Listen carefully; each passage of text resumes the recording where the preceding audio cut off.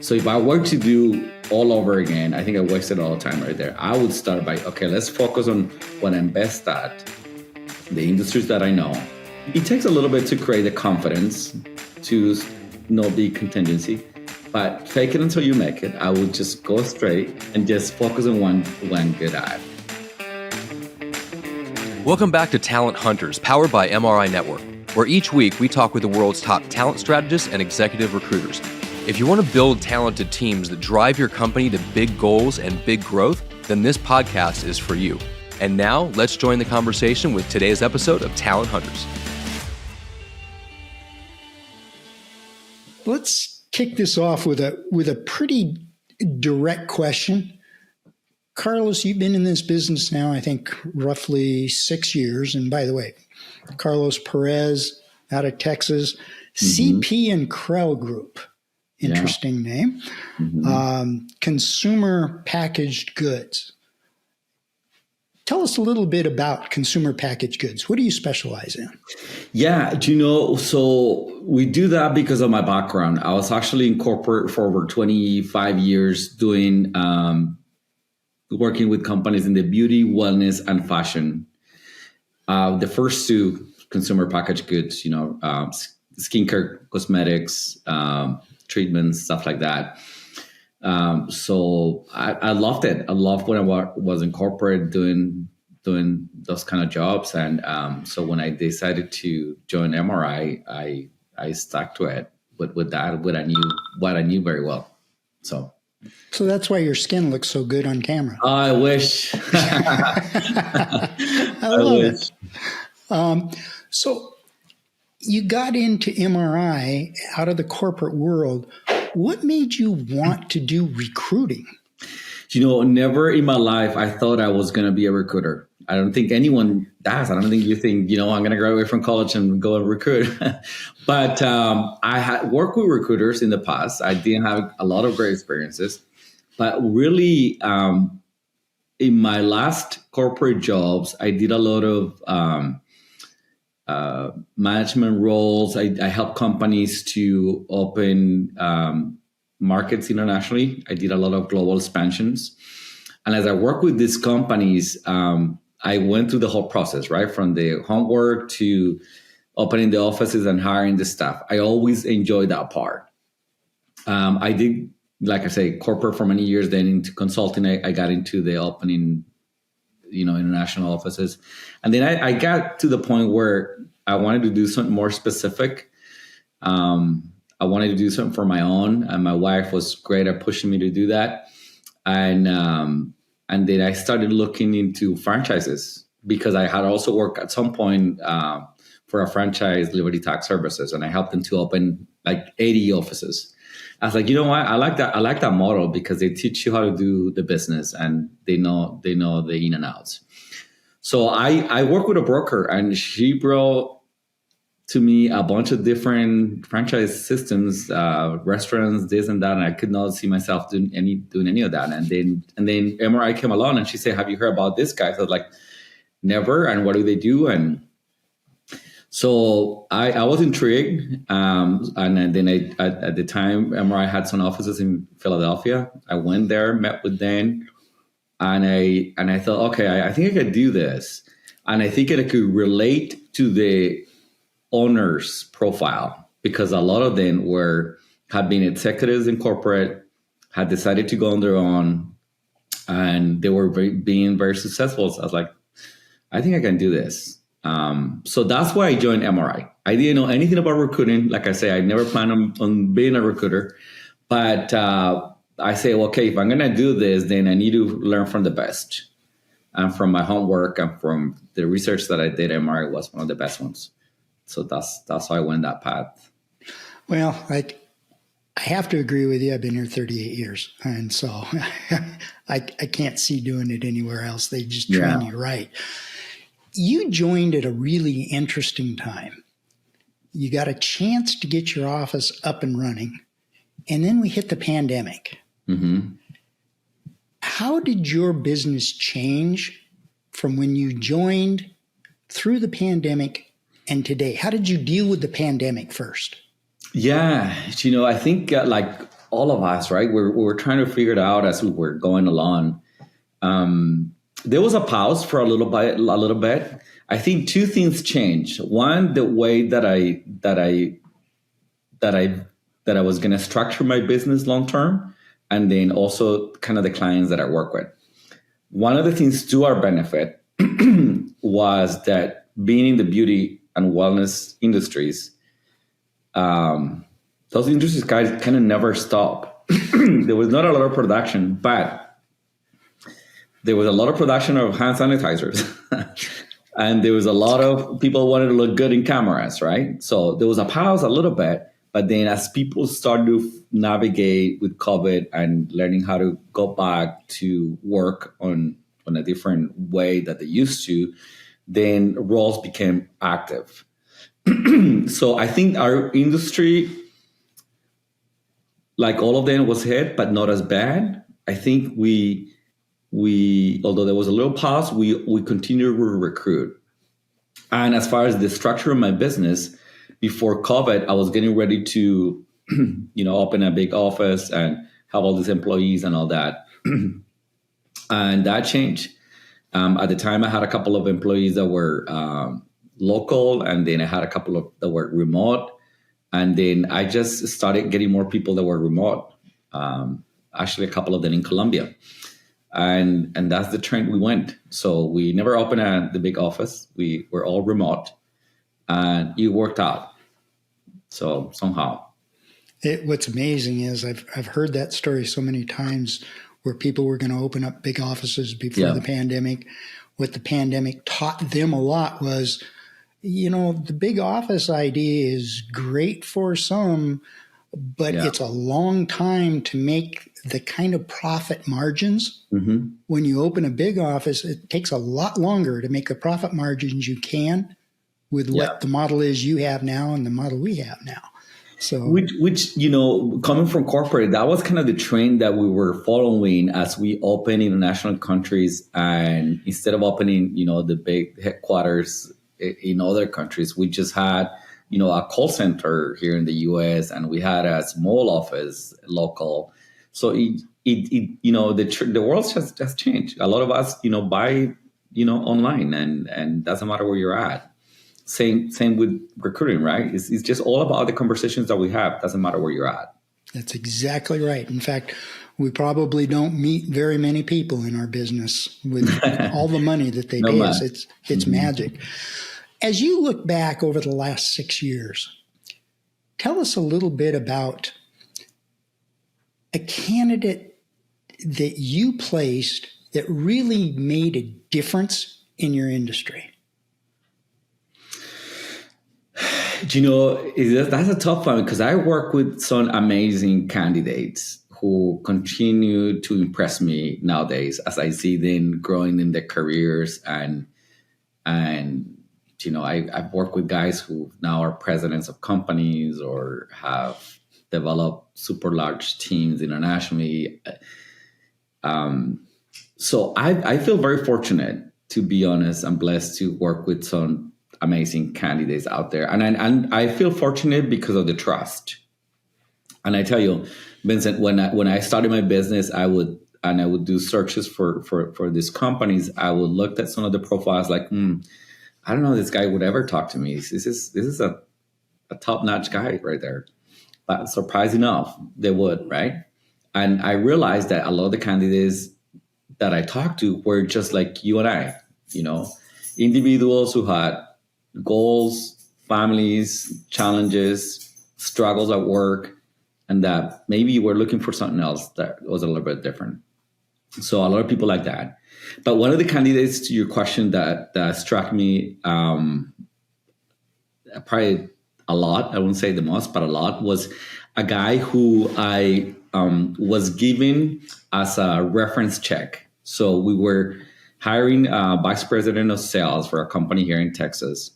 And then the candidate gave me 3 guys to as a reference. And I called one of these guys, and the conversation with this gentleman was amazing. He was awesome. It was like, So at the end of the conversation, after, we checked the references, the conversation turned into, let's talk about you and your career, and are you happy where you're at? And he wasn't really happy. So I continued to network with him and work with him, had a separate conversation, dig more into his needs and wants and expectations. And then I used him as what we call an impact player, right? Which is I put together a little profile, a little email highlighting some of the successes that he had had in his career. And I reached out to a lot of C-level executives within my network. And I had one CEO and founder who reached out to me immediately as soon as he got the email, and he wanted to meet with this gentleman. And I had never worked with this client before, so he became my client. And I introduced him, and I offered, do you want to see anybody else in addition to this gentleman? And he said, no, this is it. This is the one. So didn't see anybody else. He was the only one, and he was hired within a few weeks. And it was awesome. It was great. This is one of those guys who became very successful at that company and has made an impact. And we became really good friends. So that's one about those memorable ones that I have. What fascinates me on that story is it all started with a reference check. It wasn't a candidate that you were chasing. It all started from a reference check. And every call we make is so valuable. And that one, you extended the call, you proved it to be of value to you, which in turn proved to be of value to a client. Fabulous story. Thank you. And for I sharing. think what's interesting is that guy that I was checking the reference for, he never got that job. He was never hired for that position. So they ended up going with someone else. So it is all about networking and building relationships with people. But I think, like I say at the beginning of our conversation, I work with a lot of recruiters. And when I joined MRI, I knew I didn't want to be like one of those recruiters. Because when I work with those recruiters, I always felt like they were trying to push that job on me. They didn't really care about my family and my, it was just, quit that job where you're at and take this one. This is better. I try not to do that. I try to understand where they're at and learn more about their family and see if it makes sense for them, right? And I think people appreciate that. And I think that's helped us a little bit here. Gosh, I prescribe to that sense of being. I really do. I mean, there's so many people out there that are making it about the dollar in our business instead of really about the value. Mm-hmm. And your idea of networking and trying to prove value is just so commemorable. It really is. You talked about building trust, Carlos, how you trust them, they trust you. I want to go on both sides of that a little bit. What do you do? What conscious actions do you take to build your trust in a candidate?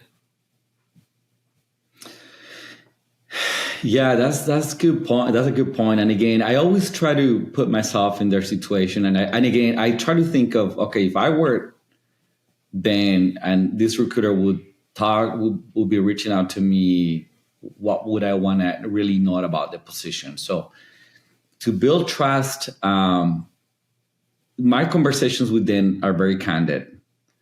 And I try to listen very carefully on where they're at, what makes sense for them at this point in their career, if they're open, what would make sense for them to make a change. And then there's a lot of situations where when I talk to them, I myself will decline it and say, listen, you're in a good spot. Stay where you're at. This is probably not a good fit, but let's keep in touch. Let's keep in touch and let's talk in the future. So I also care and I want to know more about them.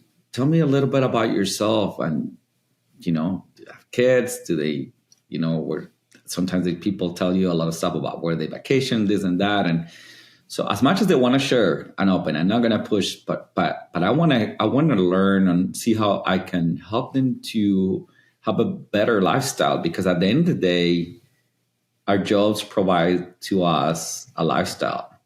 And when we reach out to these people who are in a good position, who have good jobs, in order for them to want to get out of that, is because they want something better, either a lifestyle or more balance on time or family, whatever.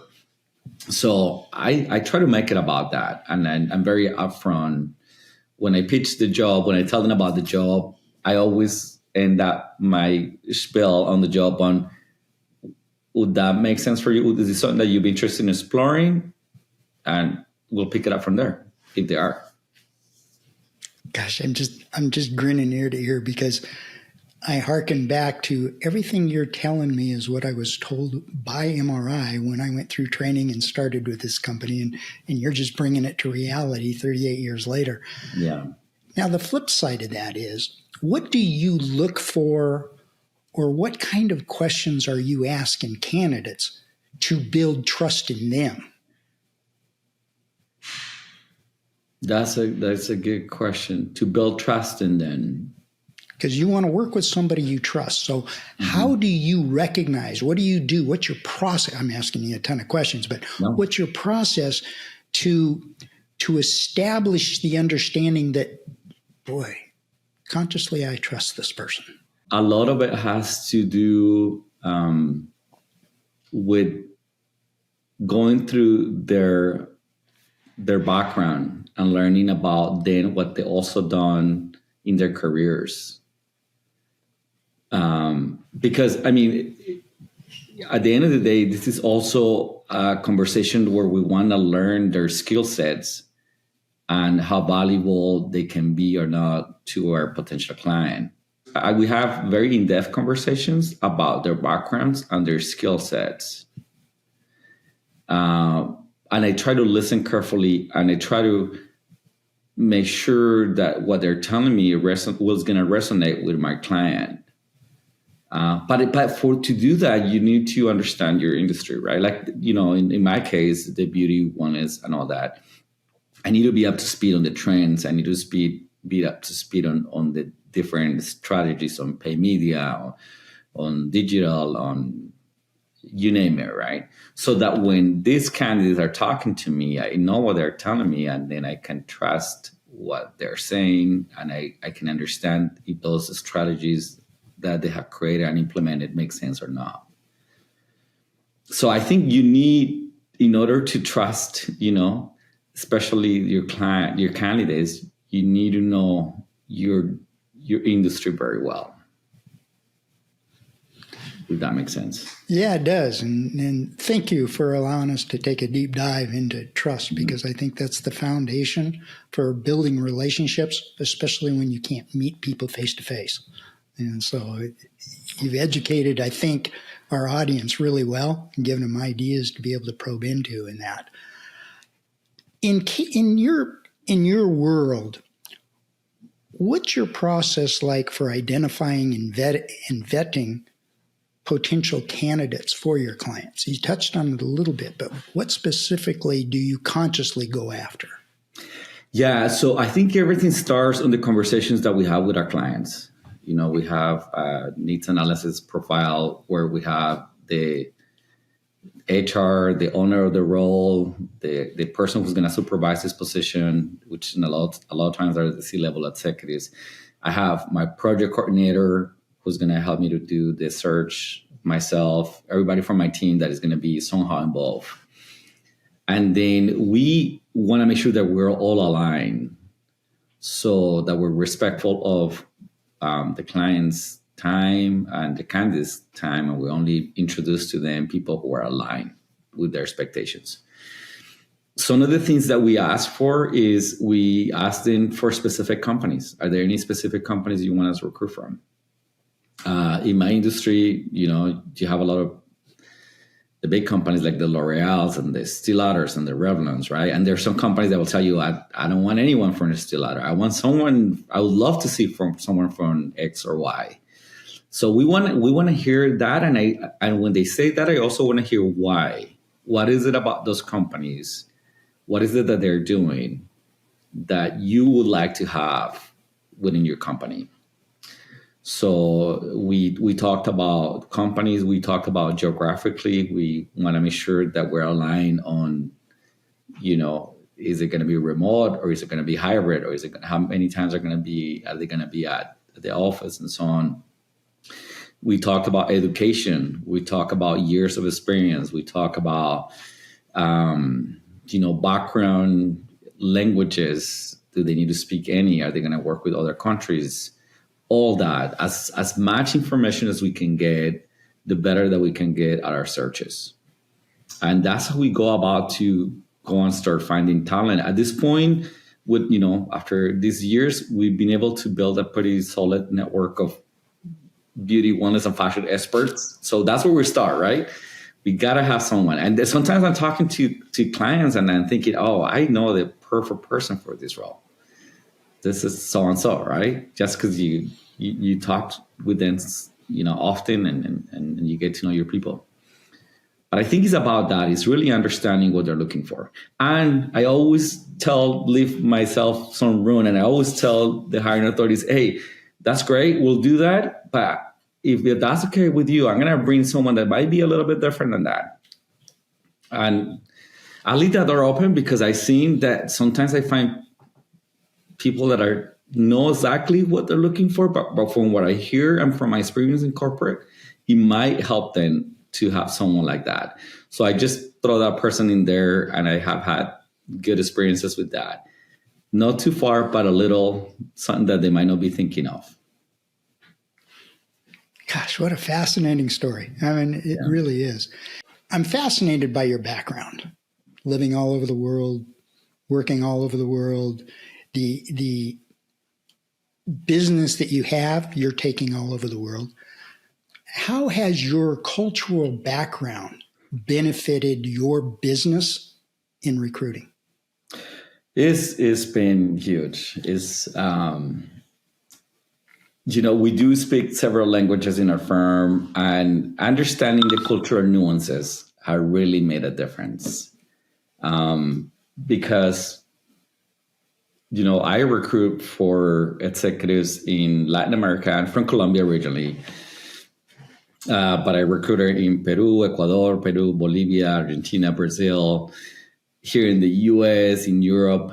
And it helps when you can communicate, although all the executives that we work with are bilingual, really awesome English. It helps also when you can communicate with them in English or in Portuguese or in Italian in their native language. It just loosens up a little bit the conversation and takes it to a different stage. But it also the cultural nuances, not only the language, right? Having worked with people from other countries, because Latinos, we're all a little bit different. We look the same, but it's not quite the melting pot. More is a salad bowl where the lettuce is lettuce and the cucumber is a cucumber, right? So we're a little bit different here and there. So understanding how Argentinians are different than Colombians or than people from Peru, that has helped. So that has come to be a great advantage for us, definitely. Wow. Never thought about that. I don't speak any other languages, never have. My Spanish, El Camino, tacos. But no, it's fascinating. I was really mesmerized by your background. Thank you. The experiences that you've had and so forth. And I truly wanted to understand if that's brought a benefit, and clearly it has. Oh, yeah, it has, definitely. Wonderful. So what do you do? I mean, obviously you're focused on business. Your whole career has been focused on being successful. You've persevered. You opened up a new business. You persevered through really a horrible time in the world, and really blossomed after that, even though it didn't hit you as much as it might have hit some others. What do you do to unwind after work? Yeah. I have 4 kids, but they're all pretty grown up right now. I just dropped my youngest at college this summer, and So I have one boy who's in New York now. He's going to LSU. One girl who's in Utah going to school, and then one son who's in Marion in Spain going to school too. So and my wife and I, we spend a lot of time doing family stuff together. I have a couple of dogs that are awesome, that I take on walks. I enjoy reading. I enjoy really spending time with family. I'm the youngest of 9 kids. So I know. Gosh. So I kind of grew up, surrounded by the fun of being around with family and nephews and nieces and all that stuff. Although a lot of my family is in Colombia, but I do have family here. But we enjoy that. We also enjoy serving in the community. I'm an active member of my church. We do a lot of stuff in the community. We're building some organizations here in the Hispanic community in Dallas that we're helping with. So that's gratifying, and it kind of keeps things in perspective, right? Work is great. I love my job. I love what I do, but I also work. I also love, working with others in the community and giving up a little bit. 4 kids. Yep. The baby's going to college. Yeah. Any chance family might come into the business? I don't know. Actually, my daughter-in-law works for me now. She's one of my PCs, and she's one of the best ones I ever had. She's in Spain while my son is finishing his master's, and I was like, listen, you don't have a lot to do there. Let's just join me here. And we didn't think about it, but it happened, and it's been great. She's awesome. How long has she been working with you? She's been for about 6 months now. Really? Yeah. Oh, that's awesome. Wonderful. She's awesome. She's so great. Family is involved, and there's your family legacy. Yeah, my kids, just like I did, I went in a different route, and I love what I did, what I do. I always tell my kids, also just find your place. And my son, the oldest, like I say, he's a professional photographer, and now he's doing a master's on that, and he loves it. And I was like, look, whatever makes you happy, right? Same with my other son is in sports, my other son, girls in communications, and so on. So I really believe that you gotta go for your dreams, and life is short. Make it be a fun one, and be happy. So you have a son in sports. Yeah, so the one who's doing a master's is as a sports marketing, and he's working right now, actually doing an internship in Spain with one of the soccer teams there. Oh my! Yeah, it's fun. Well, I know Ashley's listening to all this, and she's probably taking notes adamantly because marketing and sports is her background. I already connected them. She's awesome. She's the best. She has an amazing background. Yeah. Yeah, that's awesome. Well, Carlos, what questions do you have for me?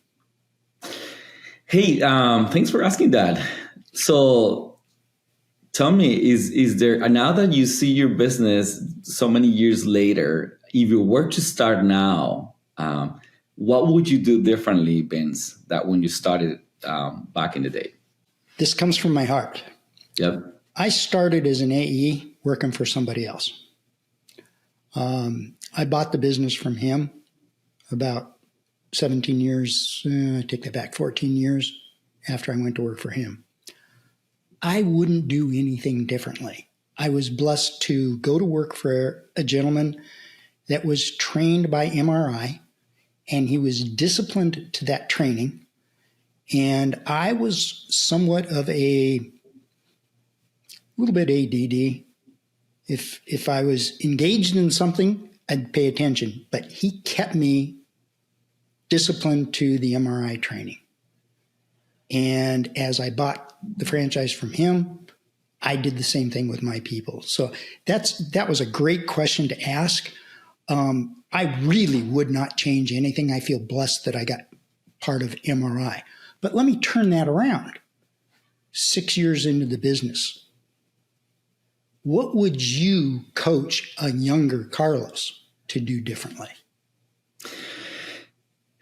Yeah, when I started, I I think like a lot of us, we make mistakes. I was finding my way. One thing that I did is I didn't go into my specialty, into my business, beauty, wellness, and fashion. I was trying to find whatever I could, and then someone who had just joined MRI told me, "Hey, I'm doing engineering. I have a lot of jobs. Why don't you join me? And then we'll do architecture and engineering and all that stuff." And I say, "Listen, I'm a hungry dog. I'll take whatever. I'll do it." And I spent a lot of time doing something that I didn't enjoy, which was talking about engineering and all that stuff that I didn't even know a lot about either. And a lot of those searches were also contingency. So it was like 5-10 recruiters working on it at the same time. So I spent a few months doing that until I did a timeout. I was like, wait a second. This is not working. One, I don't enjoy it. Second, this is not the industries that I'm passionate about. And third, contingency doesn't work for me. So I told my friend, thank you, love you for the opportunity, but I got to go back to what I know how to do. So if I were to do all over again, I think I wasted all the time right there. I would start by, okay, let's focus on what I'm best at, the industries that I know.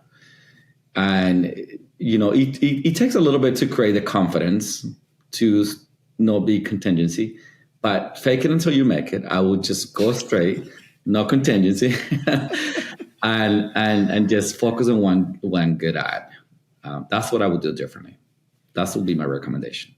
One final question for you, Carlos, because I'm fascinated with your background. It's okay. You would make a very, very good coach for people in this business. For somebody that's just looking to get into this business, what's the one piece of advice you would give them through everything you've experienced over the last 6 years? What's the one piece of advice you'd give somebody new coming into this business? There's so much I could say, but I would say is all about the commitment with yourself and with your business. It is about waking up every day here early and doing the work and staying up late if that's what it takes, working during the weekends if that's what it takes. It's about commitment. When I started the business, I was doing everything that MRI told me. I was doing the 300 calls a week. I was staying at night, and then sometimes I would just go and cry at night. But I would wake up the next day and come back and do it again. But because I think when you're committed, you also start figuring out what works for you and not, and what doesn't. I think MRI is great, but I also think you need to understand what you're passionate about, what you love to do, and commit to that. I didn't want to be in corporate anymore. I wanted to be a business owner, but I wanted to love what I do. And that's the end result of what I have right now. Boy, what a great way to end this. Carlos, don't go away. We're going to end the recording here, but I want to thank you very, very much for opening up your heart, because everything you shared wasn't just to say words. No. It came from who you are. Yeah. And thank you for that. Thank you, Vince. It's been great. Appreciate it.